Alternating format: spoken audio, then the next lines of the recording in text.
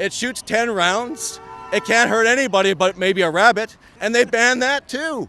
Well, rabbit lives matter, sir. I suppose they're more important than Canadian lives right now.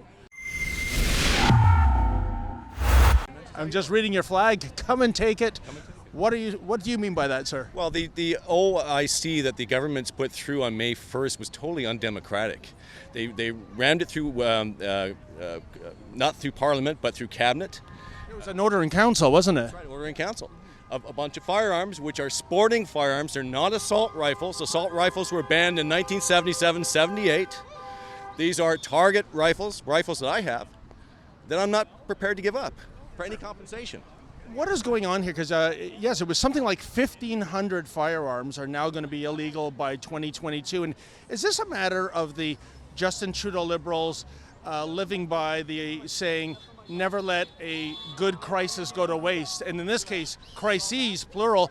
We've got the Wuhan virus on one end, and we have that Nova Scotia massacre last month on the other end. And they just use this to their political advantage to not even follow the rules of Parliament in making those guns illegal. Exactly. And they've used the Nova Scotia tragedy from a crazy man that did not have a gun license, that had guns smuggled up from the United States, that had RCMP uniforms and a RCMP car.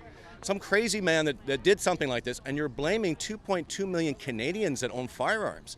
I've owned you know what? I've owned an AR-15 since 1993. I'm not going to give it up. I'm not giving up my guns.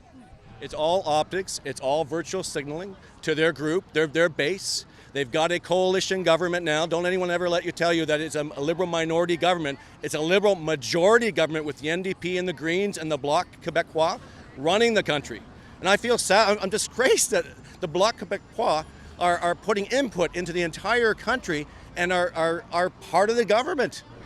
You know, sir, you raise a very good point. What do you make of the, I would say, incredibly muted voice of the Conservative Party in relation to this? They haven't made a lot of noise either, and yet I would imagine a big part of their base are indeed legal gun owners. Peter McKay and Aaron O'Toole, they have raised these issues in forums. I know last night Peter McKay was on a gun forum and it was doing a webcast, but they have not really come out publicly. They've come out within the base and within our group, the gun community itself, but they really haven't pushed within the Canadian public.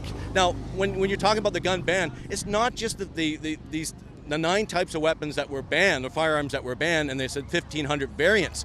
They're also banning shotguns now too. They're banning a gun called the Mossberg 715T. It's a 22 caliber. It's not an AR-15. It's got plastic on it, make it look like a black AR-15. It shoots 10 rounds. It can't hurt anybody but maybe a rabbit, and they banned that too. Well, rabbit lives matter, sir. I suppose they're more important than Canadian lives right now. You know, sir, we've been coming here for the last 5 weeks, and there's someone, he refers to himself as the green gun guy. He shares your political viewpoints. He has a sign with the same. The difference between him and you is that he wears a disguise, and I kind of get it. He says that he doesn't want to be maliciously targeted by the anti-gun gang, but here you are, you're showing your face in public. Are you ever concerned, sir, that in this day and age of cancel culture, somebody will come after you to make life miserable? Of course. Come and take it. Of course. But you know what? People got to stand up. You know, and I'm 56 years old now. You know, and I'll be honest with you. They send me to jail, fine. I've had enough of this. This is communism. When people in Toronto, they laugh about this when you talk to them about this stuff, of what's happening with this country. This is not the country I remember when I was a kid. It's not.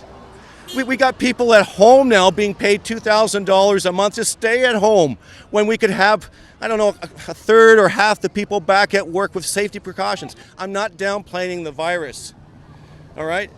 I'm not doing that, but we can get back to work. And as for showing my face, I'm proud to show my face. I'm not afraid of the Antifas. I'm not afraid of the police. I'm not afraid of the Liberal Party. I've been fighting the Liberal Party for the last 30 years, since 1992 or 1993 when Chrétien came in and did Bill C-68. I had lots to lose back then too. And I've had enough of these guys. Folks, are you tired of Justin Trudeau's virtue signaling when it comes to guns? Then put your name on our petition. Go to handsoffourguns.ca, that's handsoffourguns.ca, and let your voice be heard.